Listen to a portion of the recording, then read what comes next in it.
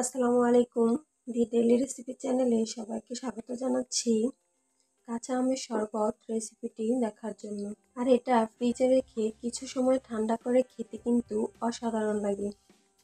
চলুন তাহলে চলে যাচ্ছি পুরো রেসিপিতে। কাঁচা আমের শরবত তৈরি করার জন্য আমি এখানে প্রথমে 2টি বড় সাইজের কাঁচা আম নিয়েছি। এবার এগুলোকে খোসা ছাড়িয়ে নিচ্ছি। খোসা ছাড়ানো হয়ে গেলে এখন আমি আমগুলোকে মাঝখান থেকে 2 ভাগ করে নিচ্ছি আর আমের আটিটা ফেলে দিচ্ছি। তারপর ছোট ছোট টুকরো করে আমগুলোকে কেটে নিচ্ছি। দেখুন আমি এরকম ছোট টুকরো করে কেটেছি। এবার আমি একটা ব্লেন্ডারের জাগ নিয়ে নিয়েছি। এখন আমি আমগুলো ব্লেন্ডারে দিয়ে দিচ্ছি। এবার এর সাথে অ্যাড করছি 1/4 কাপ চিনি। তবে চিনিটা আপনাদের স্বাদ অনুযায়ী দিবেন। আরও দিচ্ছি 1/4 চা চামচের মতো বিট লবণ। সাথে দিচ্ছি 1 চিমটি নর্মাল লবণ।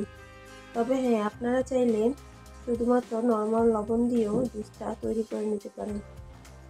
এবার আপনারা এখানে কিছু ধনেপাতা কুচি, স্বাদমতো পুদিনা পাতা কুচি এবং স্বাদমতো 1টা বা 2টা কাঁচামরিচ ব্যবহার করতে পারেন। তবে আজকে আমি এগুলো না দিয়ে জুসটা তৈরি করব। এবার আমি অল্প কিছু ঠান্ডা পানি দিয়ে দিচ্ছি। তবে হ্যাঁ, প্রথমেই পানিটা বেশি করে দিবেন না, তাতে আমগুলো ভালোভাবে ব্লেন্ড হবে না। এবার ব্লেন্ডারের জারটা আটকিয়ে ব্লেন্ড করে নিব 1 থেকে 1.5 মিনিটের মতো।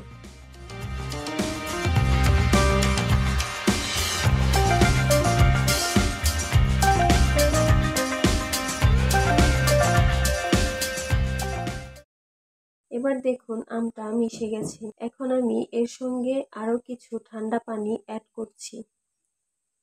আর আপনারা জুসটা কতটা পাতলা কিংবা কতটা ঘন খাবেন সেটার উপর নির্ভর করে পানিটা অ্যাড করবেন। এবার আমি এটাকে আবারও ব্লেন্ড করে নিচ্ছি।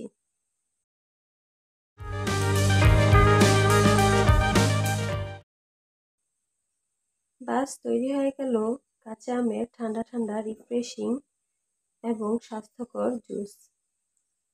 পরিবেশনের জন্য উপর থেকে কিছুটা বরফের টুকরো দিয়ে দিচ্ছি। তো আজকের এই সহজ রেসিপিটি আপনাদের কেমন লেগেছে অবশ্যই কমেন্টস করে জানাবেন। ভালো লাগলে একটি লাইক দিবেন আর আমার চ্যানেলটি সাবস্ক্রাইব করার অনুরোধ রইল। সবাই ভালো থাকবেন। আল্লাহ হাফেজ।